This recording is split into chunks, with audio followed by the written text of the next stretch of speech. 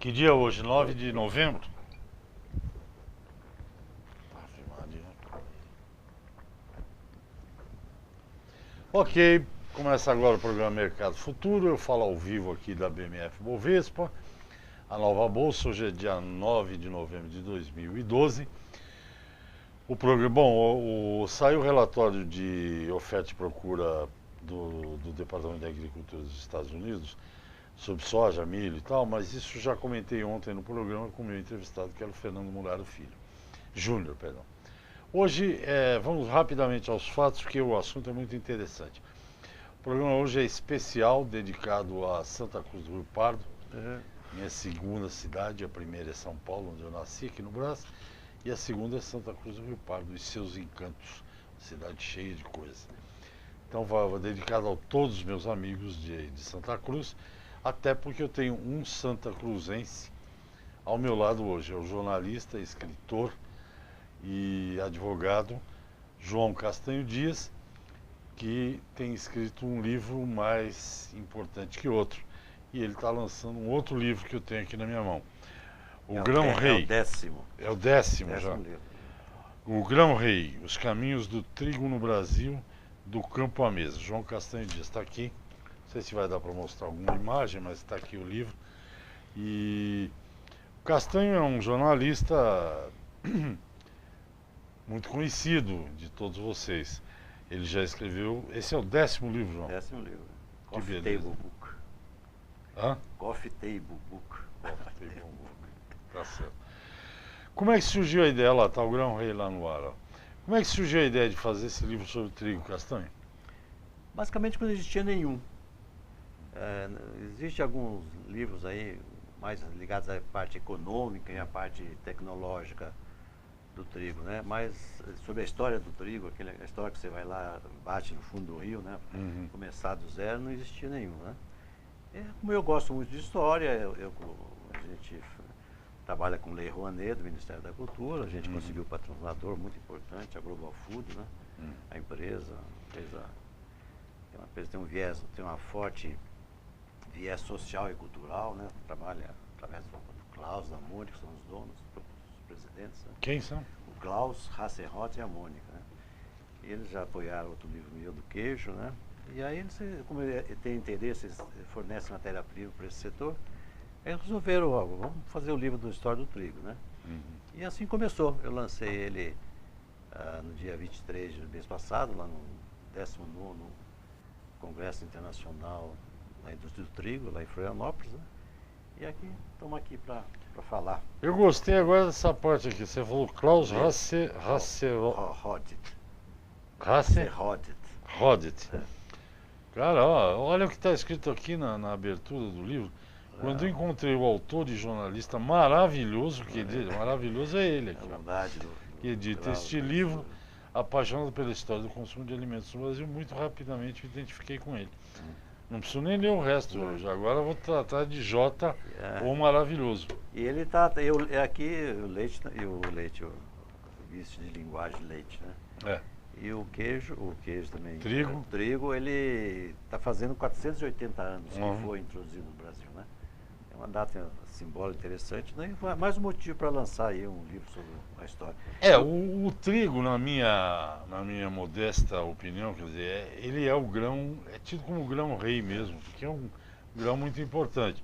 Mas os anos passam, quer dizer, ele foi acho que um dos primeiros grãos cultivados no mundo. Ele foi começou no Rio Nilo, por ali, ele foi domesticado pelos nossos ancestrais há 10 mil anos atrás, né? E aí vem vindo, né? Quando o nosso ancestral desceu da árvore e virou hominídeo, né? E ele tinha que sobreviver. E quando ele pegou a primeira semente lá de um pé selvagem, que ele nem sabia o nome, né? Que ele colocou cimentou, tal, gostoso, enfiou na terra por um motivo, né? Para medo de morrer de fome. E como é que ele descobriu que, por exemplo, que do trigo fazia pão? Isso ninguém sabe, né? Não, massa, cerveja, biscoito, cerveja. Isso aí foi a evolução, né? A evolução natural da humanidade, né? os egípcios já faziam pão, eram grandes padeiros, né? Faziam pão com mel, com leite, faziam leite. Mas não de trigo? É de trigo. Ah, de trigo. É lógico, de trigo, né? Farinha de trigo. Eles eram grandes confeiteiros, né? Então essa é uma tradição que faz parte da história da humanidade desde o começo. Você sabe que os freis, né? Eu não sei se foi você que me contou essa história, eu li em algum lugar. Atribui-se o surgimento do vinho e da cerveja, entre outras coisas, porque a água era muito contaminada. É isso, né? É na era dos mendigos na Europa. Por isso que os padres fizeram, mas vai lá, conta aí. Então, a famosa era dos mendigos na Europa, que morria muita gente por guerras, por envenenamento. Eram senhores feudais rivais, eles envenenavam os rios, as fontes, né? Então, é chamada a era da thirst, a era da sede também, né? Porque o pessoal realmente não tinha água potável, os rios eram todos poluídos, sujos, contaminados por corpos apodrecidos, por venenos, por fezes. E aí eles tinham que dar um jeito, como é que tem que beber. E aí os padres dos mosteiros, né? Os padres eram grandes agricultores, né? Os mosteiros europeus, né? E aí eles começaram a desenvolver um tipo de bebida que poderia ser ingerida sem que sofresse intoxicação. Aí surgiu a cerveja. A cerveja é saúde, exatamente. Agora o vinho, eu vou estudar ainda, porque daqui a pouco vem outro livro. Não, o fato é que além de eles beberem aquilo que tinha uma água, né, com álcool, não tinha bactéria. Dava uma certa alegria, exatamente. passaram a cantar. Aqui na página 13 do livro do Castanho, que é a história, o comecinho, eu quero saber por que tem isso aqui. Aqui tem o Mar Mediterrâneo, uma ilustração. O Mar Vermelho, Médio Egito, o Rio Nilo, que é gigantesco, o Alto Egito, Península do Sinai. Por que está esse mapa aqui? Assim você conta a história. Porque aí foi realmente o marco zero. O berço? O berço do trigo, né? Não só do trigo, da própria da agricultura, né?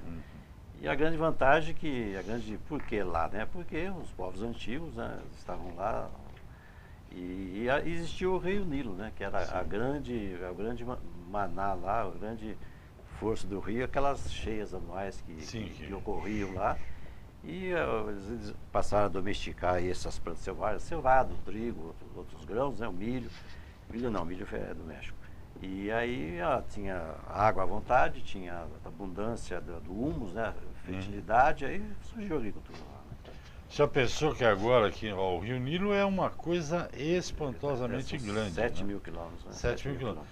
Já pensou se lá fosse o Brasil, Castanho, que agora ia ter que 300 metros por cá, 300 para ter que plantar floresta? Mas lá já virou tudo deserto, já lá não existe já mais. Tudo deserto e tal. Mas a pesquisa para isso de onde você fez? Porque o trigo é o pão. E o trigo tem um significado tão grande no mundo católico, porque a hóstia que o padre mastiga lá na cerimônia da consagração também é de trigo. É muito fino, né? É lógico, é feito de farinha. E o vinho também, que é este é o meu corpo, beber e comer, né? Isso aí. Faz parte da missa, né? Faz parte da missa. Transubstanciação. É a transformação do vinho no corpo de Cristo e da hóstia, do vinho no sangue. E da hóstia no corpo. João, nós já vamos para o intervalo, já voltamos já. Bem. Temos que falar muita coisa. Eu estou indo na página 15 aqui, 16. Bom, eu converso com o João Castanho Dias, ele é jornalista, escritor, advogado, formado aqui na nossa maravilhosa escola do Lago São Francisco, que hoje faz parte da USP, né?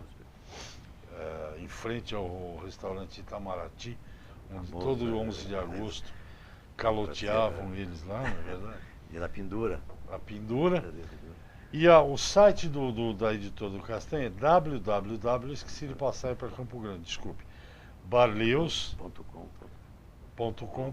Se você quiser o livro, quiser os outros livros, Castanho tem livro de leite em São Paulo, fertilizantes, leite no Brasil, do queijo, trajetória do queijo, a longa e saborosa história. Tem da imprensa rural. A imprensa rural, que estão todos nós lá. Universidade Federal de Lavras, Terra Prometida de Lavras, né? Minas Gerais, enfim. Então, são 10 livros. 10 livros muito interessantes. Vamos a um intervalo, a gente volta já para continuar essa história saborosa também. Até já. Rio Esse também é um puta rio. Esse é o Tigre, crescente fértil, né? Isofar. Crescente fértil. Né? Aí que É a o coisa pegava. triângulo, né? A Turquia. Mesopotâmia, Tigre e Eufrates, né? Vinha até aqui, né? Aqui é o delta do Rio Nilo, né? Isso. É onde onde tinha riqueza, né? De agricultura. O povo aqui lá da África desceu, o macaco desceu, o primeiro macaco que desceu, né? Começou a andar, né? Lá começou lá. Ele tinha que sobreviver, pô. Voltando. Ok, eu estou de volta. O assunto do programa é o grão-rei. Os caminhos do trigo no Brasil, do campo à mesa, de João Castanho Dias. Está aqui esse jornalista maravilhoso. Quem sou A eu? Global Foods falou, agora virou, está escrito. Isso ninguém apaga, João. E você continua descendo de boia lá em janeiro, lá no Rio Pardo? Agora faz tempo faz tempo que eu não desço. Precisa descer. E o Roco desce. Eu gostava de descer de canoa, né? Canoa. Mas de canoa tem hora que você tem que sair do rio e carregar a canoa, não tem? Não, agora não. Vai no varejão aqui. Tipo, não Ah, era é? remo, não, era varejão. Por que é importante? Ó, aqui tem um detalhe. Pão, queijo e vinho. São três coisas maravilhosas. Pão, queijo e vinho. O trigo, para quem não sabe, gente, toda essa biscoitada que a gente come aí é de trigo, viu? E macarrão, eu não sei se o Castanho chegou a esse detalhe, porque ele teria que ter pego um patrocinador. Macarrão é coisa mais indústria, mais recente, né? Uma indústria mais recente aí. Olha, aqui tem uma padaria antiga. Bom, vamos continuar. O trigo tem uma relação íntima com esse negócio de religiosidade durante os tempos na tua pesquisa que você fez? Não, ele está ligado com a origem Só com a católica, da igreja não? católica, não. Na religião judaica, ele Pessah tem uma tradição também, o fornecimento de pão nos ritos deles, né? Mas é um alimento bíblico, né? É o pão nosso de cada dia, da missa, da Santa Ceia, presente, o pão lá. O pão e o trigo, o vinho presente. Então faz parte da história da civilização. Né? Acho que e hoje em dia você não vive sem pão. Você come de pão aí de manhã, à tarde e à noite, né? É o mais fácil de comer, o mais barato, o mais fácil de fazer. Então acho que qualquer país do mundo, não é só o Brasil, é um alimento universal, né? Universal. Em qualquer lugar do mundo se come pão, né? Bom, Vamos falar um pouco desse capítulo 2 aqui, que é sobre, você está falando da história do trigo no Brasil, né? O segundo capítulo que o Castanho escreveu é a primeira safra de trigo em Pindorama. Pindorama é por aqui, né? Pindorama era o Brasil, como os índios chamavam o Brasil, terra das palmeiras, né? Pindorama, depois Pindorama. Pau Brasil, depois virou Brasil. Pindorama eram os índios. Então, a primeira safra foi onde? Lá pela praia, lá em São Vicente. Então, chegou aqui aí tá a foto dele, o desenho do Martim Afonso Souza, né? Ele veio com a missão de fazer a colonização do Brasil, ele trouxe aí, ele veio com a verdadeira Arca de Noé, né? Ele trazia 300 colonos, né, para iniciar a colonização do Brasil, e trazia os animais, né? Animais, o cavalo, a vaca, o carneiro. Que não eram conhecidos não aqui, tinha nada, não tinha. Não tinha nada, que só tinha. O maior animal que tinha aqui era a anta, que os índios chamavam cobaiguara, né? A vaca era chamada cobaiguara. Quando eles viram a vaca, né? A chamaram de cobaiguara, quer dizer, anta de terras, né? Aí os portugueses trouxeram aí os animais de criação, né? Trouxeram a horta, né? Trouxeram as mudas de alface, de couve, agrião. Trouxeram o pomar também, todas as frutas, né? Trouxeram a couve porque sem caldo verde eles não vivem, exatamente. né? Bom, mas vamos lá. E trouxeram as mudas de trigo para fazer o pão, a farinha, né? E as canas doces, as águas doces, fazer o açúcar também para exportar tudo para Portugal. Né? Então aí começou esse foi o primeiro marco zero do Brasil esse ano, 1532. São Vicente, mas só que lá não dá trigo no mar, né? Então ele subiu para São Paulo. Né? Não deu muito certo, depois foi para o sul sul. com os europeus, né? Lá no sul, começou lá com Portugal, o Brasil estava totalmente abandonado lá em relação à região do sul, então ele precisava ocupar com a agricultura, com a pecuária, aquele país, aquela região se tornasse aí da Espanha, né? Então ele colocou, em 1747 ele promoveu uma primeira processo de colonização pelos imigrantes dos Açores. A Santa Catarina, Santa Catarina. Ilha. Ela começou em É Florianópolis. uma ilha soriana, né? Soriana, exatamente.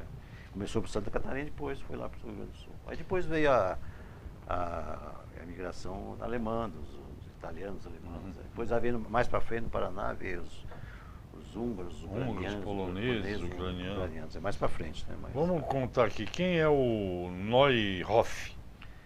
Com a palavra holandês Neuhoff. Ele era funcionário da Companhia das Índias Orientais, né?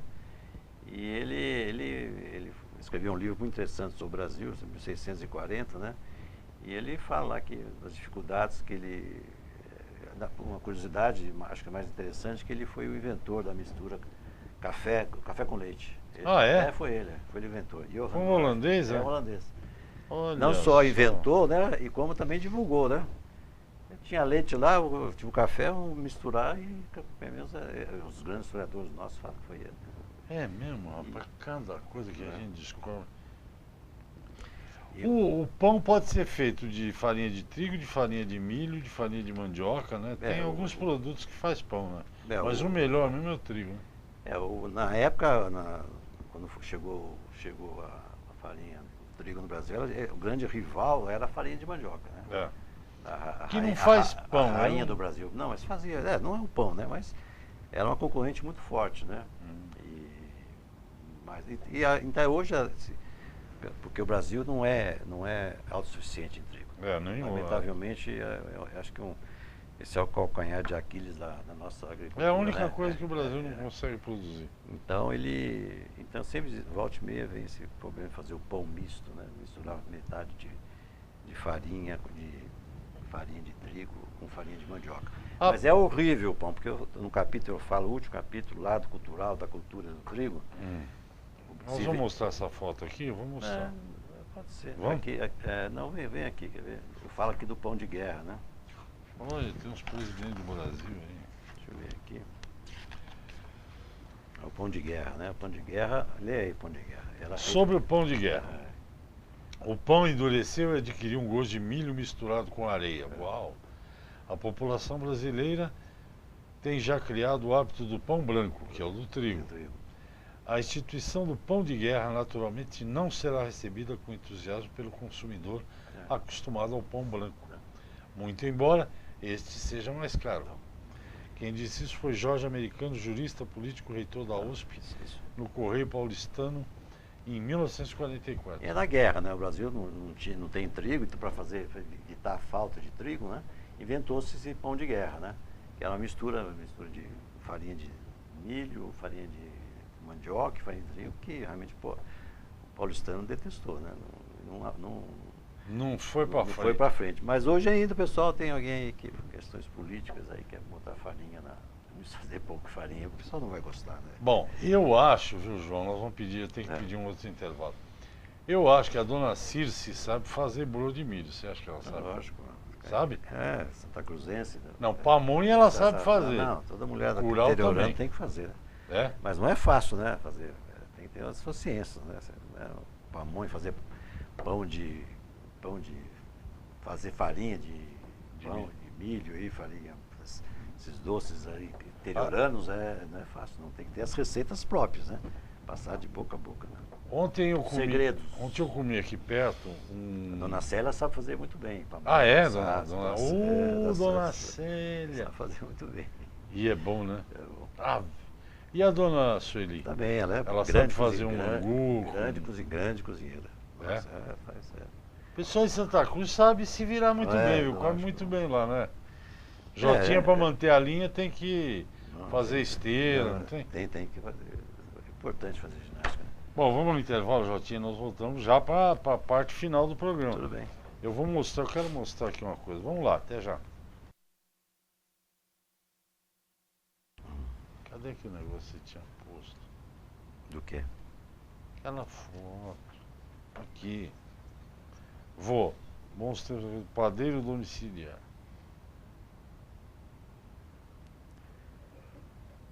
Tem uma coisa interessante. Fala. Eu acho esse aqui é o capítulo que eu mais gostei de fazer, o lado cultural da cultura do trigo, tá vendo? Aqui você tem aqui a Monteiro Lobato, Vamos. o pão feito, o padeiro, essa crônica, que é fantástico do Rubem Braga, viu? Aqui Estamos voltando no ar, mas estamos falando. Agora então nós vamos falar desse lado cultural da cultura do trigo. Castanho quer, eu também quero, é super legal. E, bom, esse livro maravilhoso que está aqui na minha frente, já caiu o marcador, depois eu pego. Se você quiser, é www.barleus, não tem erro, barleus.com.br, você pede lá, o lado cultural da cultura do milho. Diz o Castanho que foi o capítulo que ele mais gostou. Peraí, eu leio aqui e eu paro de falar com vocês. A expressão sétima arte foi criada em 1900 pelo italiano Riccio Toccanudo. Além da pintura, ele inclui cinema, fotografia. O trigo está presente em quase todas as artes. Tá. O Van Gogh produziu a série Campos de Trigo, 23 quadros. E por aí, mencionado na Bíblia mais de 200 vezes. Na festa do Pessah, que é a Páscoa judaica. E por aí vai. Esse capítulo trata disso. Tem uma letra aqui do Milton Nascimento, Chico Buarque. Debulhar o trigo, né? Famosa Recolher cada... Eu não sei cantar. Então, você quer cantar, canta. Não, deixa pra você. Barítono, a voz é sua. Diz o Castanho que essa crônica do Rubem Braga o Rubem Braga é espetacular, né? Uma crônica chamada O Padeiro. Pena que eu não posso ler, mas eu posso copiar isso aqui citando a fonte por meu site? Lógico. O Padeiro. Levanto cedo, faço minhas abluções. Vocês sabem o que é abluções? É a ablução, lavar o sovaco. Que frase que você gosta mais dessa aqui, do sobreviver? Qual que você gosta mais? Essa todo mundo conhece. Comer o pão que o diabo amassou. Pão feito de trigo. Água fria e pão quente não fazem bom ventre, né? Olha. Tudo farinha do mesmo saco, né? Tudo farinha do mesmo saco. Para boa fome não há pão ruim, até pão duro. Esse também minha mãe dizia muito. Por fora, bela viola, por dentro, pão bolorento. Aí vai, são mais aí. Essa é do Cervantes, famosíssima. É preciso separar o joio do trigo. O que é o joio?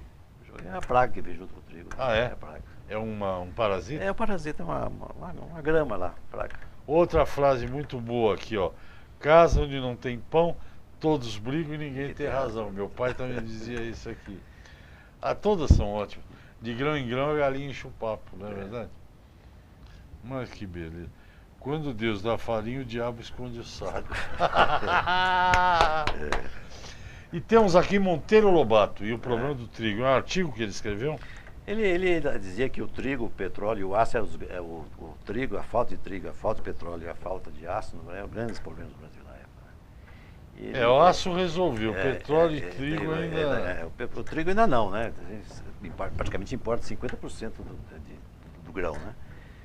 E ele cita aí, criou um famoso livro feito em vez de ser feito de papel, né? Papel de madeira, né? Celulose feito com farinha de trigo. Então você ia lendo e ia comendo, né? E no final você estava bem almoçado e jantado. No final da leitura, e lido. Tinha comido todo o livro. Olha, o brilhante João Guimarães Rosa, Grande Sertão Veredas. Pão ou pães é uma questão de opiniões. Que maravilha. Bom, bons tempos. O pão mais famoso do mundo, o pão mais famoso do mundo, né? É o pão de açúcar. Olha lá, Rio de Janeiro. Fala disso. Pão e de açúcar. Eu quero mostrar essa. Olha aqui isso aqui, imagina. Fazer pão em casa, o especialista é o meu colega aqui do canal Rural, o Rafael. Depois a gente conversa com ele. A Sueli faz um excelente pão também. É? Faz, um belíssimo pão. Bons tempos aqueles do padeiro domiciliar. A Linda então faz. Mostra isso aqui, ó. A padaria aqui.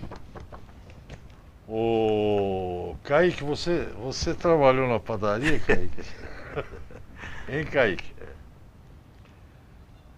O Gil Luiz, eu sei que quando ele era moleque, ele trabalhava na padaria, não trabalhava, Gil? Mostra aí, cara, eu tô aqui. Mostra aqui, se você quiser esse livro, é www.barleus.com.br.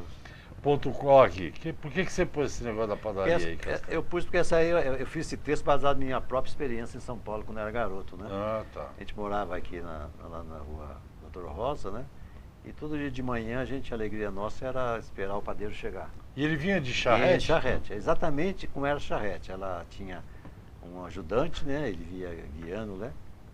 Parava em frente de casa, vinha com uma cesta de pão, era uma rosca doce, né? Com creme, nossa, era a alegria da criançada. Ele era uma figura, o padeiro fazia parte do cotidiano das famílias, das casas. O Gil, lá. eu sou maldoso, só pra sacanear. O Gil e o Kaique eram ajudantes de padeiro. É? Eles ficavam lá, o padeiro fazia massa e tal, e eles ficavam tomando conta.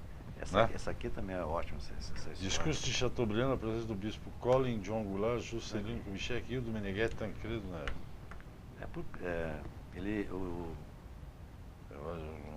Olha aí, gaúchos como gosto quando ousais, e é hora de ousar, concordando comigo em que o trigo hoje dá-se de graça, é um cereal abastado. Isso foi o Chateaubriand? O trigo nunca passou de um acidente na vida econômica do Brasil e do Rio Grande. Possui solos demasiado ricos para desvalorizar uma cultura pobre como a triticultura, hoje em regime de superprodução em todo o mundo. A acidez de vossas terras impede qualquer cultura racional e econômica do trigo, que é um cereal de terras doces. Chateaubriand.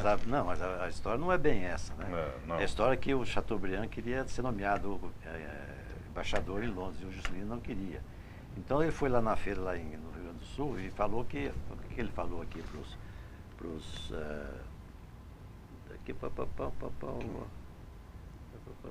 plantar e... Não, aqui, gaúcho, que você quer um café que foi São Paulo. Aqui, ó.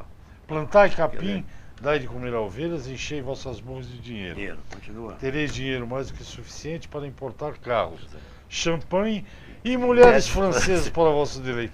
Muito obrigado. Mas que safado. Para sacanear com o presidente, porque não nomeava ele embaixador, né? Ele queria ser o Juscelino, acho que não. A cara do Juscelino nessa foto. Não tá gostando, ele falando. Essa foto é antológica. Não tá gostando da. Quer mostrar a foto aqui? Ó, essa foto, não essa página aqui. Essa aqui, ó. Dá um close aí, vai pra gente ir. O que mais, Castanho, que a gente pode falar? Bom, aqui tô vendo Editora Baleus, Lei de Incentivo à Cultura, quer dizer, tem a Lei Rouanet, e tem o maravilhoso jornalista citado pelo presidente da Global Foods, Advanced Food. Olha lá, Castanho. Ó, vamos mostrar aqui. Esse aqui é o Chateaubriand. É o rei do Brasil. Que trouxe a televisão para o Brasil, o Museu de Arte de São Paulo. E o Juscelino mais para frente. Esse aí. Ex-presidente, que foi o tal de 50 anos em 5, e que eu tinha enorme admiração. Hoje tem um pouco menos, porque eu acho que ele, em vez de falar de automóvel, devia ter botado mais trem no Brasil. Mas enfim, vamos, um minuto, João. Então, ó, Grão Tirigo, o Rei, eu ganhei o livro, vê como eu sou um cara de sorte. Também é meu amigo, tem uma casa perto da casa dele, né? Santa Cruz. Esse livro, se você quiser, tiver interessado, você entra no site da editora baleus.com.br. Você falar que assistiu o programa aqui comigo, ele além de te cobrar para você levar o livro, ele manda um abraço. Um abraço do Resch, é isso? Tá bom? E tem os outros, então. João, obrigado. Eu que agradeço. Quer falar mais alguma coisa? Não, eu queria agradecer a oportunidade que você deu de falar mais do trabalho meu, agradecer a Global Food, na pessoa do Klaus, aquele belo trabalho que desenvolve através da sua empresa, a Global Food, né? É raro encontrar uma empresa com esse perfil, sim. Preocupação social e cultural. Né? Social, cultural, ambiental, enfim. Então é uma empresa do bem. Né? Então, agradecer também a ele todo o prestígio e a força para a gente fazer esse trabalho cultural. E eu estou aqui à disposição. Agora, depois desse programa, eu fiquei com inveja de você. Quero ver se eu vou dar um pulinho no fim do ano. Você vai estar no fim do ano lá Estou lá. Vou comer, como é que é o negócio que a Célia faz lá? Broa de milho, não? Broa de milho, pamonha, broa de milho, canjica, curau. E comer uma comida que a dona Sueli também faz lá naquela casa espetacular. Será sempre bem-vindo. Fim de ano, hein, João? Fim de ano, tá bom. Obrigado, prazer te receber. Obrigado. Viu?